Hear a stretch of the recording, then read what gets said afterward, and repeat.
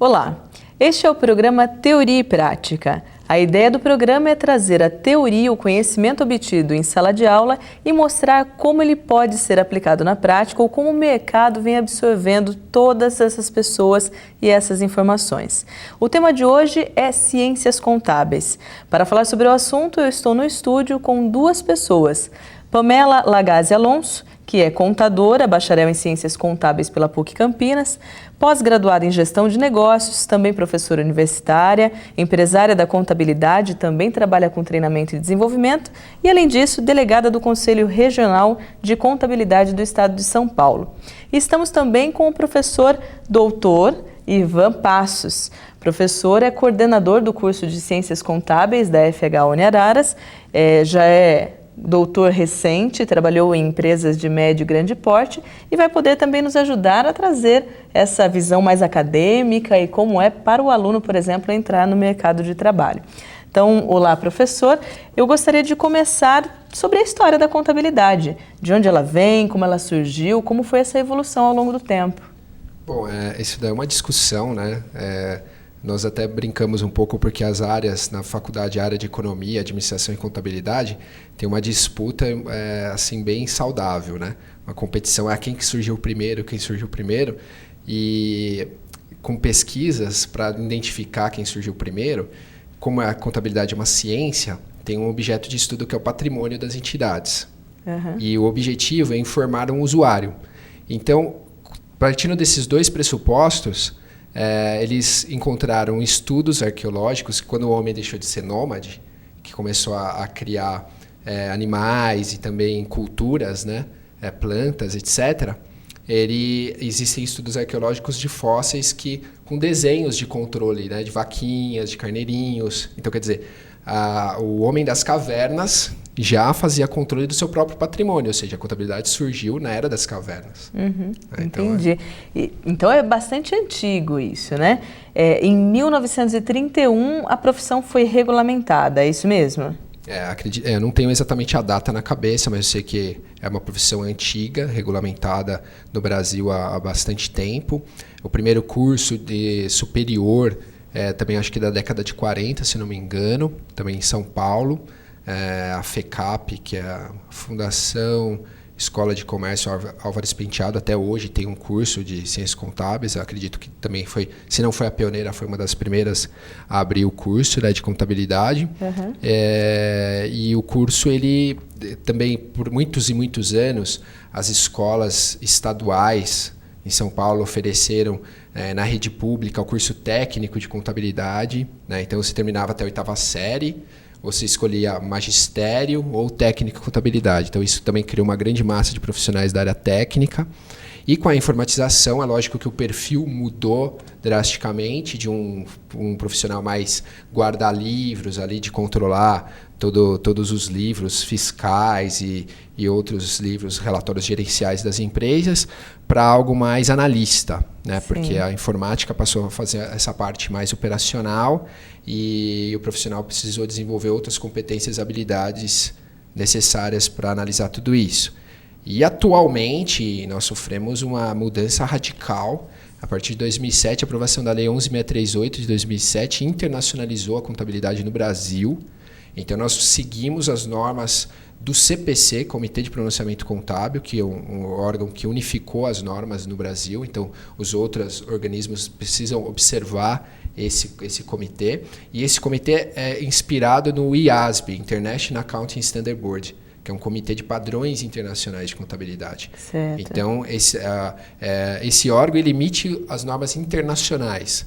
E o nosso órgão observa elas, traduz, harmoniza, considerando as realidades brasileiras. Faz as adaptações todas necessárias. Exatamente. Aí qual que é a vantagem disso?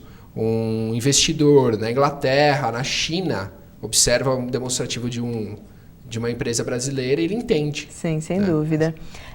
Pamela, hoje em dia se fala em ciência, por exemplo, da informação, para a área de ciências contábeis.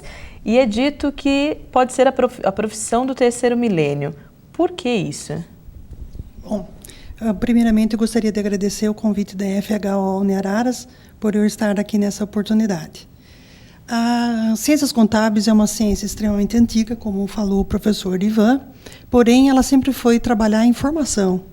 E hoje, mais do que nunca, como o professor destacou bem, aquela função do contador de registrar as operações foi substituída pelos sistemas de informação, os sistemas operacionais.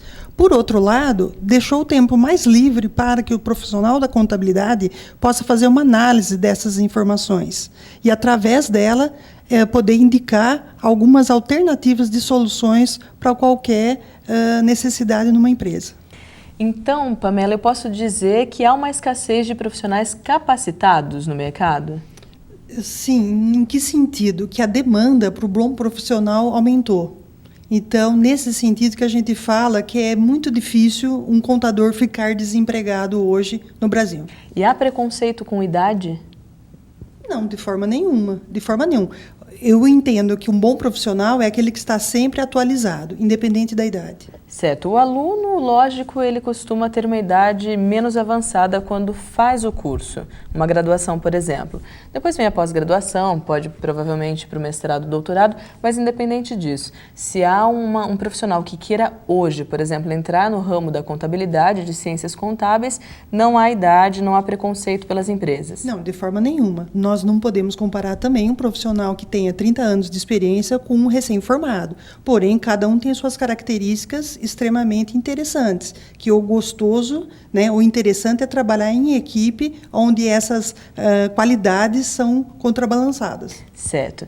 Então, no próximo bloco, falaremos um pouquinho mais sobre essa escassez no mercado ou se aumentou um pouquinho a procura por esse profissional. Teoria e Prática volta já.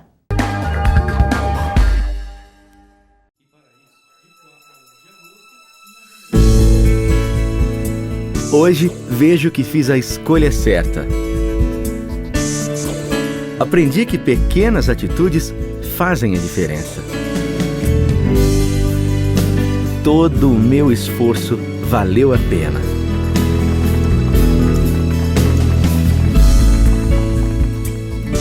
FHO Uniararas. Você é o que você escolhe.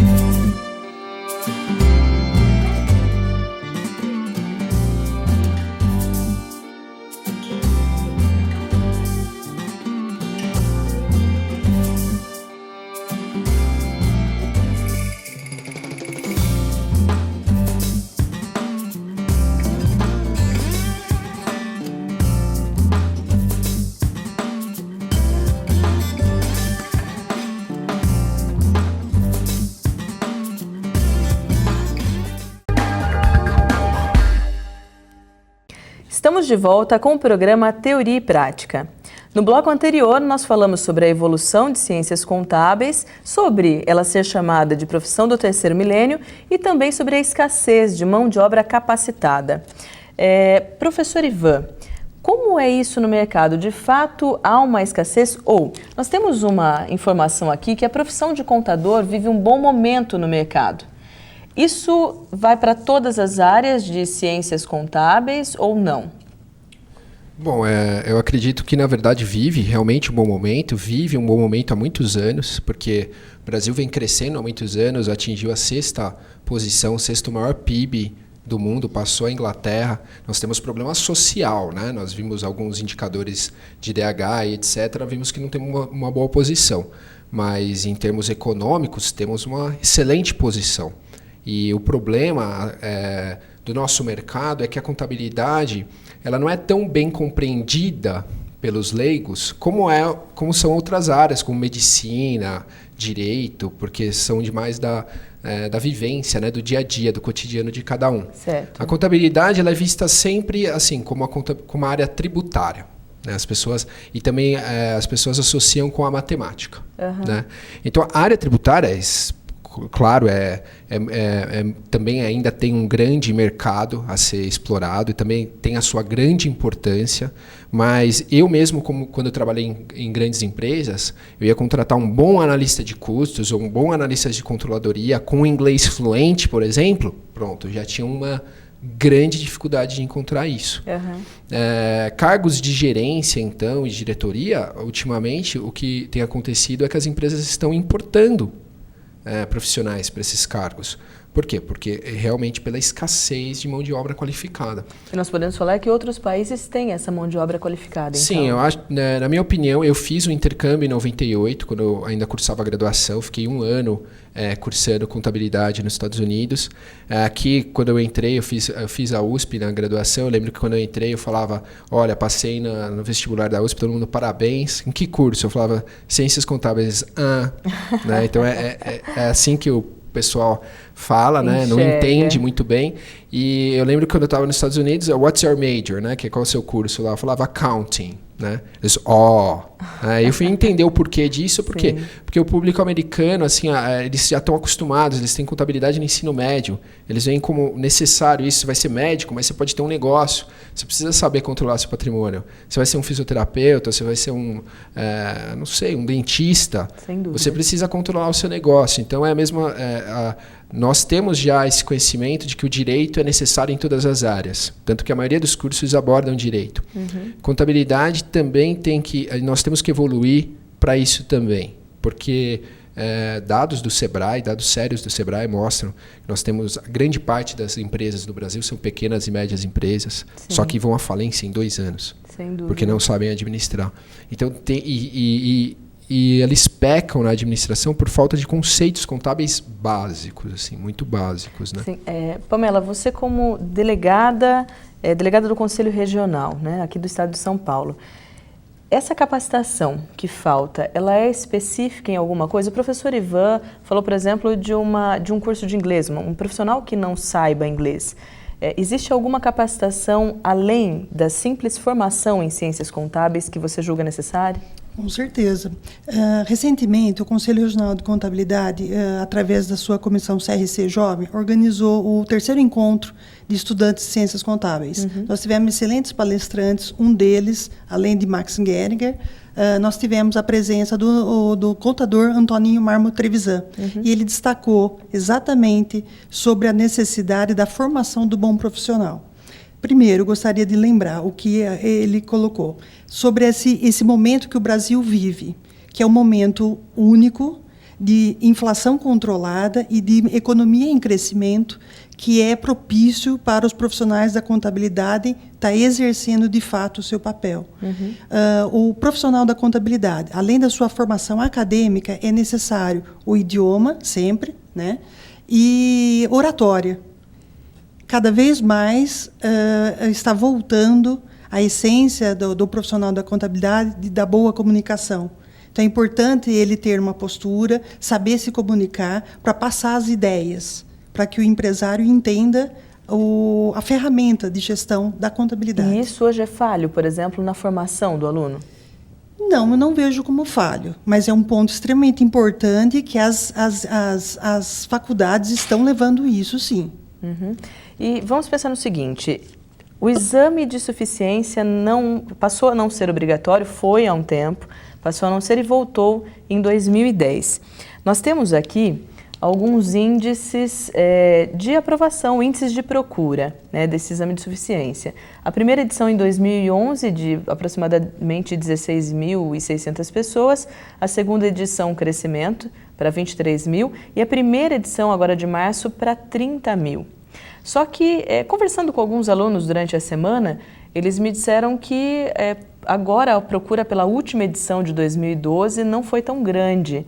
Existe algum acontecimento nesse mercado, a aprovação desses profissionais não tem sido tão grande. O que vem acontecendo no mercado em relação a isso? O Conselho Regional de Contabilidade, através do Conselho Federal de Contabilidade, voltou a instituir a obrigatoriedade do exame de suficiência. Com que objetivo? De justamente exigir a maior qualidade de ensino na área das ciências contábeis. E o índice de reprovação nos exames de suficiência é muito grande. Isso denota que vários cursos não estão atendendo os requisitos mínimos para uma boa formação profissional. Certo. Professor Ivan, como coordenador do curso de Ciências Contábeis na FHO, acredito que tenha alguma ideia de como os alunos estão. Não sei se eles já fizeram algum exame. Apesar de nós não termos ainda uma turma formada, alguns alunos já fizeram a prova, né, para efeito de treinamento mesmo. Nós tivemos um altíssimo nível de aprovações, acho que em torno de 70% dos que prestaram. Bastante. Bastante, considerando, eu não tenho assim pesquisas de fato de outras faculdades, mas informações assim de mercado, conversando com outros professores, os índices estão bem abaixo. Então, nós ficamos muito contentes com isso, porque antes mesmo de ter formados aqui no curso, nós já tivemos alunos que entrando em grandes empresas de auditoria, como a KPMG, a Price, PricewaterhouseCoopers, e então estamos cumprindo o nosso papel. Né? Estamos com o ensino de qualidade atualizado, um perfil atualizado já com as novas normas, também observando o que o CFC também coloca como guia. Ele tem um guia proposto de curricular, de planejamento das disciplinas, nós observamos isso também e acreditamos que essa parte de oratória, que foi falado antes também, que não tem como ser medida no exame de suficiência, sem dúvida, ela tem que ser desenvolvida de uma forma transversal durante o curso. Então, é lógico, temos algumas disciplinas que tratam de uma forma específica, mas a metodologia de ensino sempre com apresentações de seminários. Aqui temos um simpósio que os alunos de contábeis prestam consultoria para fisioterapia, como abrir o curso, etc. Já faz parte do planejamento. Muito bom. Então isso desenvolve e faz com que nesses processos dessas grandes empresas, que nessas dinâmicas de grupo, que eu mesmo já fui instrutor do processo de recrutamento da KPMG. Uhum. Então, essa parte de oratória ela é muito cobrada mesmo. Então, o contador antigamente, ele era visto como um profissional introvertido, que era o guarda-livros, que ficava ali, não conversava com ninguém, cuidava dos livros dele, um capzinho ainda para não olhar para frente, né, para ficar olhando para baixo. Mudou totalmente esse perfil. Então, o contador ele tem que gostar realmente de trabalhar em equipe, como a Pamela já havia dito.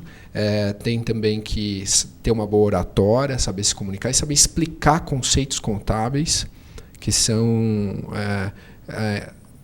vistos de uma forma um pouco mais superficial em cursos irmãos, como administração e economia, porque eles têm outro perfil de egresso. E no nosso caso, não, nós vimos esses conceitos numa profundidade mesmo, né? E, então não tem como apenas em uma conversa de meia hora, uma hora, explicarmos a problemática que vive o Brasil atualmente, né? Certo. Então, nós temos aí um profissional capacitado, alguns requisitos a mais para esse profissional e grandes empresas. Acredito, então, que nós podemos falar num salário. Então, para o próximo bloco, nós falaremos sobre o salário do contador ou do profissional de ciências contábeis. Teoria e prática volta já.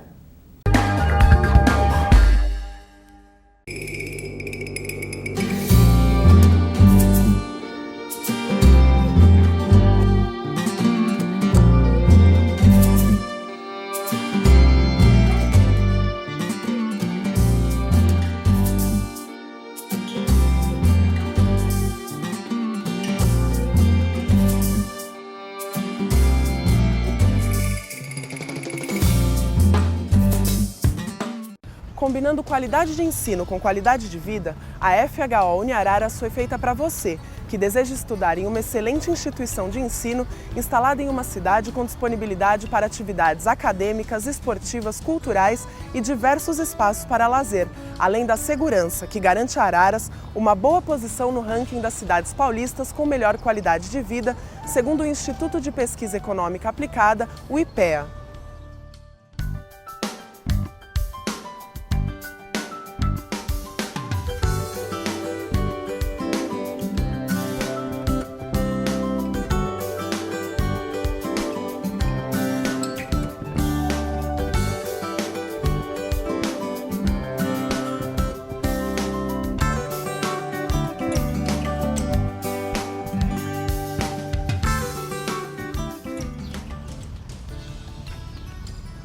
Aqui você tem tudo o que precisa para iniciar uma nova fase e viver a experiência de morar sozinho sem perder a segurança, com um amplo estacionamento, campus arborizado e uma completa infraestrutura. Tudo oferecido pela FHO Uniararas, que teve conceito institucional 4 confirmado pelo MEC. Então, se você procura por qualidade de ensino, sem ter que se preocupar com o estresse do trânsito, medo da violência, arcar com alto custo de vida e respirar ar poluído, você busca um campus como o nosso e uma cidade como Araras, que permite a você ter uma rotina tranquila, contando com apartamentos e repúblicas próximas ao campus, facilitando seu transporte até a faculdade. Experimente a FHO Uniararas, onde a tranquilidade, a qualidade de ensino e de vida andam juntas.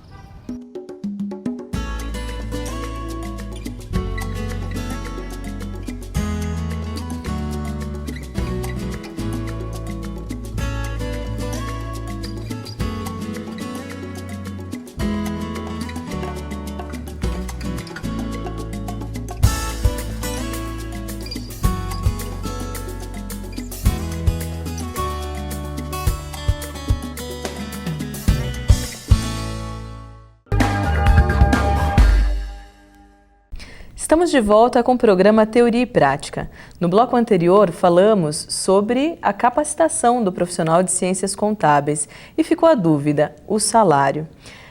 Professor e Pamela, há um dado que é do Guia Salarial, onde é dito que mais ou menos R$13 mil poderia chegar o salário desse profissional. Isso é para qualquer área? Não? Existe alguma coisa específica para chegar a esse salário? Professor. Bom, então, esse é uma faixa, uma média, considerando a média de região, tamanho de empresa, para coordenador contábil. O coordenador contábil já exige alguns anos de experiência, né? Acredito que um trainee, um recém-formado em contabilidade, vai estar aí entre 2,5 a 3,5. E a vantagem também da área contábil é que logo no primeiro ano você consegue um estágio aí variando de R$900 a R$1.200 já no primeiro ano, o que em algumas outras áreas não é comum. Você tem muitas áreas que durante o curso o estágio não é nem remunerado. E demora bastante. Então na área contábil tem essa facilidade mesmo, né? O aluno ele consegue já desde o primeiro ano estagiar, já conseguindo essa experiência. No meu caso foi assim, eu já fui adquirindo uma experiência. Eu tinha experiência antes da faculdade em pequeno escritório. Uhum. Comecei em grandes empresas durante a faculdade. Então quando eu me formei, fui fazer mestrado trabalhando junto, né, e estudando, eu já fui adquirindo uma experiência. Okay. Coordenador contábil em grandes empresas e ainda em multinacionais pode chegar a R$20 mil ou até mais. Bom, quando nós falamos em áreas, então, são várias as áreas onde esse profissional pode atuar. Nós temos uma tela que demonstra algumas áreas contábeis. Então, nós temos aqui, por exemplo, societária, fiscal, gerencial, de controladoria ou a financeira, que eu acredito que seja uma das mais comuns. Aí entra ali em auditoria, consultoria, que são, creio eu, áreas que talvez não sejam tão divulgadas até para os alunos ou para quem pensa em fazer uma faculdade. Além dessa tela, nós temos mais uma que divide as áreas, né, onde esse profissional pode atuar. Na empresa, independente, no ensino ou num órgão público. De todas essas áreas, qual, por exemplo, é a que melhor remunera?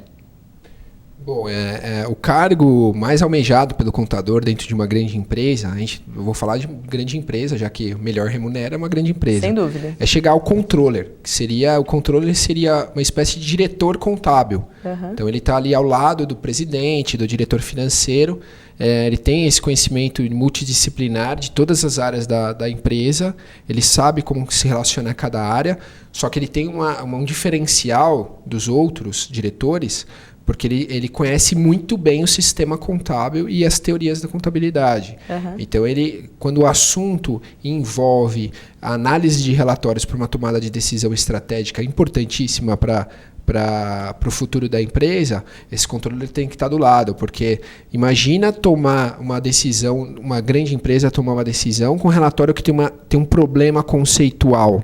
Então, quer dizer, não é culpa do presidente, não é culpa do diretor financeiro, porque eles não são técnicos para validar aquele relatório. Quando a gente está falando de validação, é muito comum quando a informação, porque você falou ali das áreas, por exemplo, a área societária, a informação contábil preparada para um usuário externo, porque é isso que é contabilidade, né? Informar um usuário. Quando você prepara um relatório para um usuário interno, que é a controladoria, ou também chamada contabilidade gerencial, só que está na moda, controladoria. Então, a validação é feita pela própria controladoria ou por uma auditoria interna. Normalmente pela própria controladoria. E aí que é o salário em média 13 mil, mas pode até chegar a mais. Não, do controller é mais. Os 13 mil ali naquela matéria fala de um coordenador, que seria um nível abaixo de gerente. Certo. Né? Então, coordenador, depois gerência e depois direção. Né? Então, você teria um controller, você pode chegar a 25, 30 mil reais, dependendo da empresa. Posso dizer que esse controller seria a mais promissora das áreas. Sim, e o caminho para a controladoria, para você chegar a ser um controller, pode ser diverso. Você pode ter diversos caminhos. Então, você pode começar por uma contabilidade fiscal, depois passar por uma gerência. Na verdade, o controller precisa ter passado por diversas áreas. Ele precisa ter esse conhecimento multidisciplinar, por isso que é uma remuneração, é como se fosse um cargo de presidente, né? Quando você fala, ele é presidente da companhia, ele tem uma noção muito boa de todas as áreas da companhia. Então o controller tem uma visão muito boa de todas as áreas da contabilidade. Ele não precisa ser exatamente um especialista. Quer dizer, você fala para ele, olha, faz o livro de apuração do lucro real, lá, o LALUR, de repente ele nem sabe fazer, mas ele sabe o que é. Então ele sabe tomar. Exatamente. Sem dúvida. Pode falar, Pamela. É importante destacar que o professor Ivan está destacando as funções exercidas dentro de uma empresa. Sim. Okay? Nós podemos falar também da auditoria independente. Entendi. Okay? Como ela independente, funciona? Nós temos os escritórios de auditoria, que presta serviços para as grandes empresas, e tem também na atividade, ainda como independente, o profissional da contabilidade, que é onde eu atuo. Certo. Nós somos donos de empresas de contabilidade que prestam serviço, especificamente para pequenas e médias empresas. Tem profissionais, colegas, que atendem, inclusive, grandes empresas. Em geral, a grande empresa tem o seu próprio departamento contábil internalizado. Assim, eventualmente eles contratam o serviço de perícia, como já aconteceu de atender uma multinacional aqui em Araras, numa área específica de conflito na perícia contábil e às vezes num planejamento tributário. Existia todo o departamento interno na empresa, mas contrata alguns serviços externos, é isso? Exatamente, buscando esse profissional da contabilidade, empresário da contabilidade, para resolver uma questão mais específica. Nesse caso específico, eu estou me referindo que eu atendi uma multinacional, foi com relação a uma questão jurídica, que eles precisavam de uma perícia contábil para uma demanda judicial. Sim, uma capacitação maior. Eu posso dizer que, por exemplo, então, essa área para o contador independente é a mais aquecida? Eu entendo que sim. É a que mais os alunos procuram, os profissionais procuram. O mercado, do modo geral, está aquecido para o profissional da contabilidade. Como o professor Ivan destacou, o controller, eu entendo que é o cargo máximo de um profissional da contabilidade dentro de uma empresa. E quando você está falando de uma empresa independente, uma empresa, né, do ramo de serviços contábeis, você pode estar prestando serviço como contador, você pode estar prestando serviço como consultor, você pode estar prestando serviço como auditor, perito contábil. Entendi. Então, a gama também é grande e o mercado também é aquecido. Ok. Então, depois nós podemos falar um pouquinho sobre as especializações. Algumas áreas em que os alunos, por exemplo, poderão se especializar. Então, no próximo bloco, sobre especializações na área de ciências contábeis. O Teoria e Prática volta já.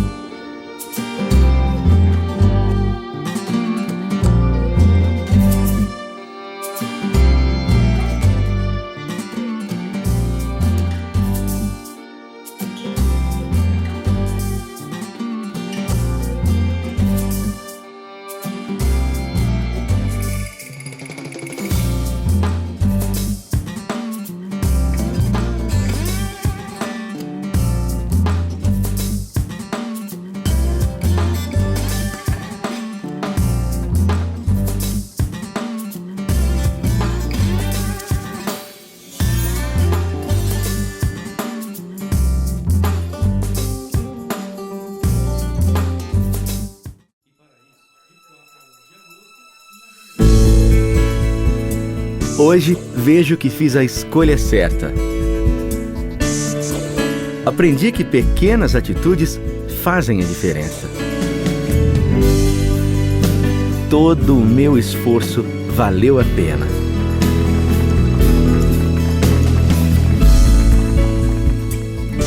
FHO Uniararas. Você é o que você escolhe.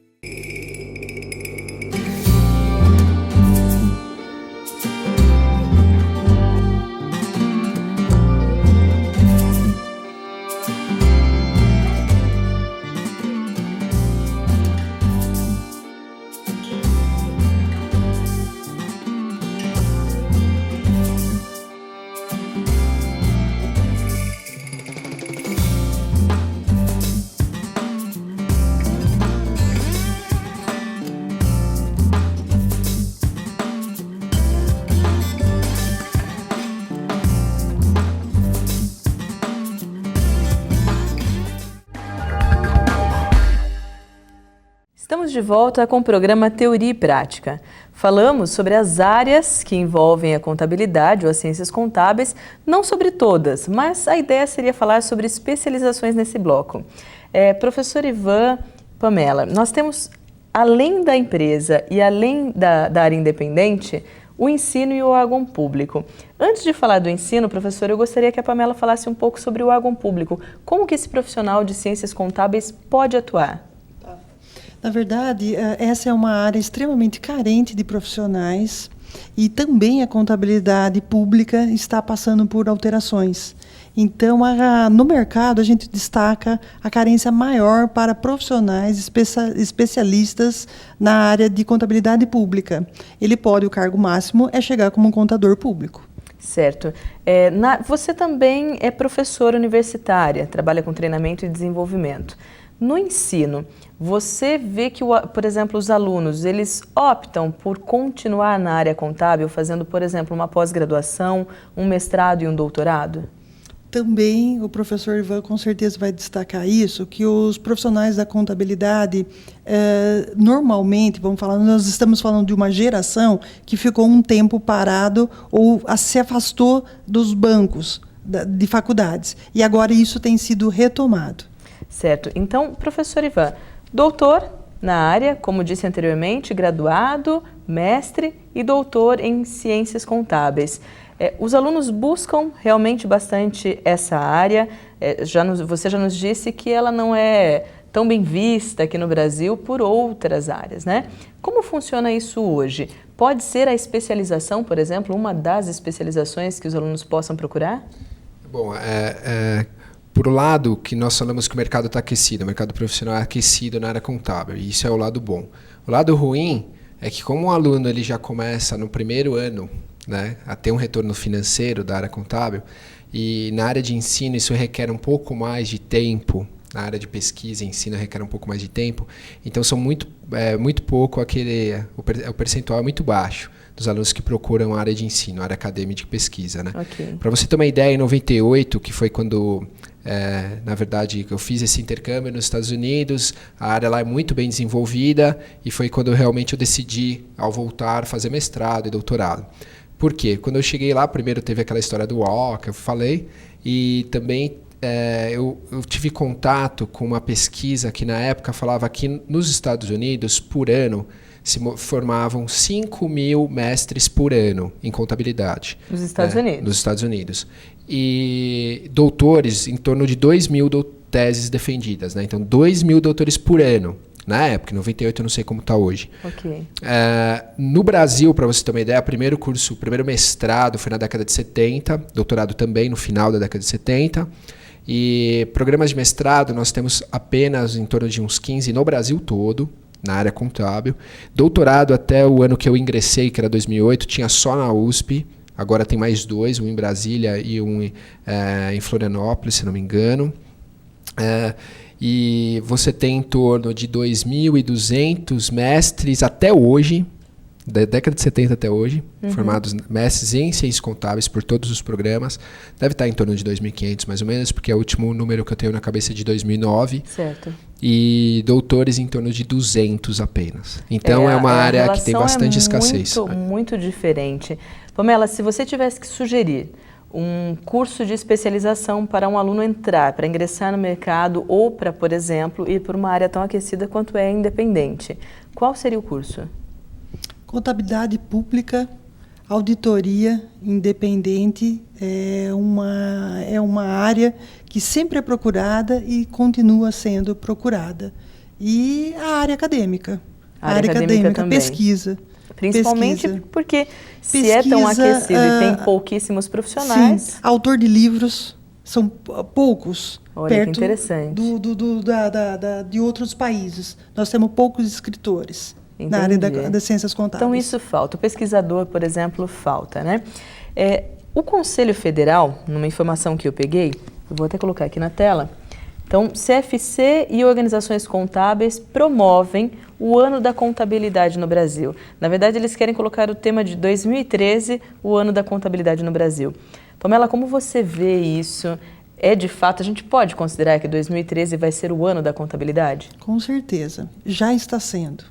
O que me agrada muito a ideia dessa modificação no Brasil, na economia do Brasil, é o seguinte: com a globalização, o Brasil, claro, está conectado com o mundo e esse movimento universal trouxe as origens da contabilidade. Por alguns anos, aqui no Brasil, foi esquecida a finalidade da contabilidade como um estudo do patrimônio das empresas ou das pessoas e foi desvirtuado a contabilidade meramente fiscal, para se atender à fiscalização. Entendi. E nesses 20, 30 anos que teve essa distorção da contabilidade, agora, com a globalização, a competição maior entre as empresas é que trouxe esse movimento, de fato, a necessidade real e a origem do estudo das ciências contábeis. Certo. Que é a informação contábil, a informação como ferramenta de gestão para as empresas. Por isso que, cada vez mais, quando eu era estudante, a gente falava que a contabilidade era a profissão do futuro. Esse futuro é agora. Olha que maravilha. Então, é muito gostoso a gente estar participando desse movimento, desse momento da contabilidade. E você comentou anteriormente que, por exemplo, as empresas têm um departamento contábil e às vezes precisam contratar algo específico externo. Como o empresário, o dono da empresa, que normalmente ele não é o contador, como ele vê esse profissional dentro da empresa e fora dela? Veja, as grandes empresas reconhecem mais facilmente a necessidade do contador.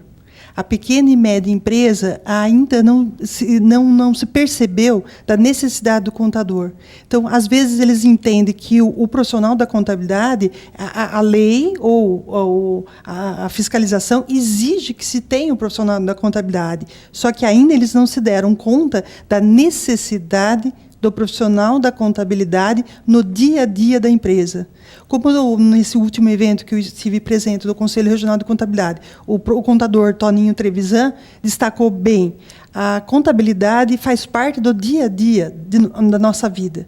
Todo mundo vai fazer um financiamento de um automóvel, todo mundo tem a sua reserva na poupança, numa aplicação que vai poder resgatar para escolher um investimento, um imóvel, enfim, um apartamento, uma casa. Isso já são os conceitos contábeis no dia a dia de cada um, mas as pessoas não têm noção disso. Olha que interessante. Então não é algo obrigatório, é uma necessidade. É uma necessidade para a boa gestão da empresa. Quanto mais os pequenos e médios empresários tomarem consciência disso, a mortalidade das empresas vão diminuir. A taxa de mortalidade das empresas, que existem pesquisas de Sebrae que destaca muito isso. Ok. Professor Ivan, para uma pessoa que queira, por exemplo, ingressar no curso de Ciências Contábeis, ele precisa fazer alguma coisa, algo anterior que ele tenha que ter de conhecimento?